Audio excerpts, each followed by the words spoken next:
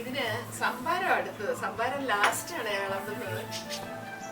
വെള്ളം ചേർക്കാൻ പോകും. ഇപ്പൊ ഞാൻ ആറരട്ടി വരെ ഒന്നും ചേർക്കുന്നില്ല. ഞാൻ ഉദ്ദേശിച്ചത് ഏതളവിലും വെള്ളം ഇത് ഉൾക്കൊണ്ടോളും എന്ന് പറയാനാണ് ഇത്രയും പറഞ്ഞത്.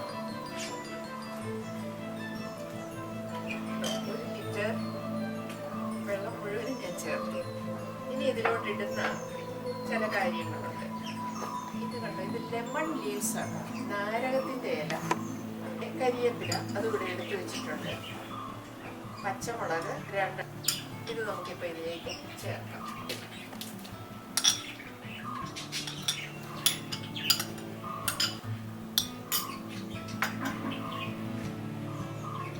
ഉപ്പ് ചേർക്കുക.